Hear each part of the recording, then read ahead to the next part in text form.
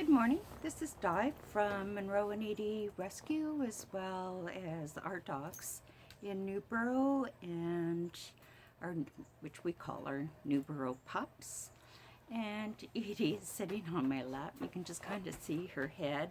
Elliot's pacing around. I don't know. It's kind of hot and sticky out here. I find that they don't do well in the humidity, so I usually just take them in, and Elliot's going in anyway, and just let them lay where it's going to be nice and cool. Ernie doesn't seem to mind that much, but Ernie is originally from Thailand. Why anybody would want kind of like a poodle mix, Cocker Spaniel mix dog in Thailand, I have no idea. I don't know why these dogs are being brought in there. It doesn't seem fair to the dogs. And poor Ernie, he's such a great dog. What are you doing, Ernie? Are you looking for chipmunks? We've got lots of chipmunks coming around, and our guard dog against chipmunks, and I don't know where she is. I think she's lying in the bush someplace.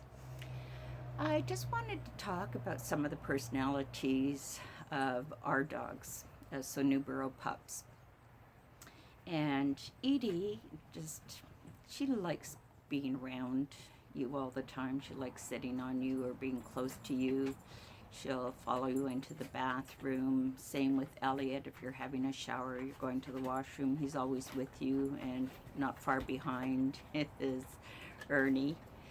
So Echo's up here now, and she's just getting a drink of water.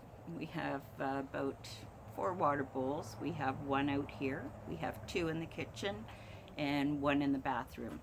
And the reason why I put 1 in the bathroom is because years ago I had a dog called Monroe, and he was the funniest dog. That what he would do is he would jump into the bathtub. So he's kind of like, first of all I should describe him. He was white. He looked like a big Bichon, either that or else a poodle Cocker Spaniel mix, but all white. And I had got a patient gave him to me because he was in the hospital receiving antibiotics, and they just didn't want to leave him alone. He was getting a lot of separation anxiety. All right, so with that little backstory, we'll get back to why I started putting water into the bathroom. Because Monroe used to jump into the bathtub to get fresh water. So I would turn the tap on, and he'd get some fresh water. And then I would leave the bathroom, and then I would hear him whining. So I'd go back into the bathroom, and he would whine for me to pick him up and get him out of the bathtub. So of course I would. Who wouldn't do that for their dog? There was one time I got another dog, Sierra, and I was playing in the bedroom with Sierra, and the bedroom and the bathroom were really close to each other. So I was playing with her. He was in the bathtub, and he was Monroe was in the bathtub getting his fresh drink of water. And then he was out. He was in the bedroom. And I thought, what are you doing?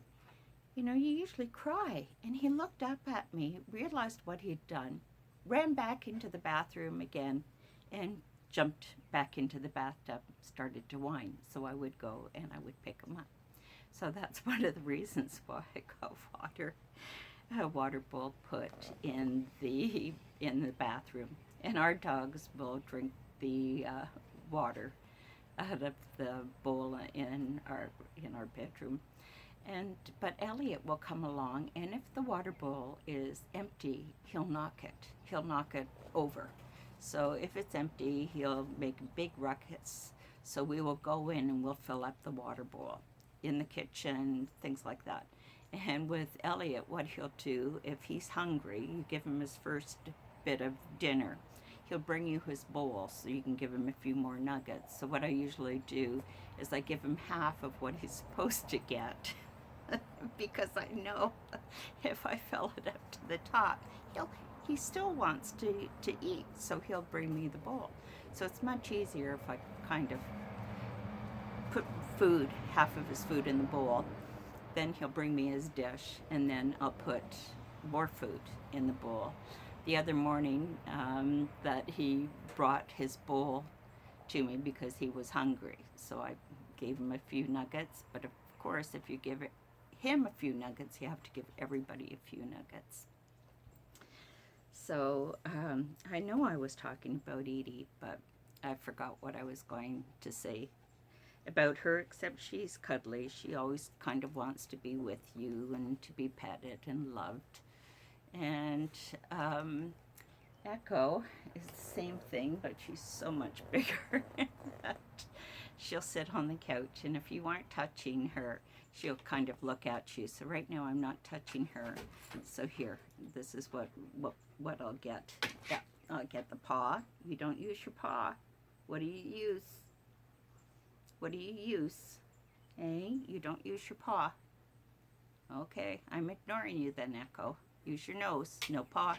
Use your nose. That's a good girl. That's a good girl. Okay, so one thing I'll talk about feeding.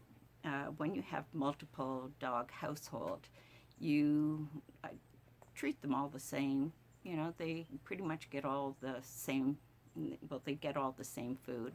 So they're all on dental, especially little dogs should be on a dental because they have more problems with their teeth that eventually you're going to have to pay to get their teeth cleaned and done and some removed. So they're all on a dental. I give them maybe about a teaspoon of wet food, which is, it's geriatrics or an older dog food. So it's not high fat, it's low fat. They get that.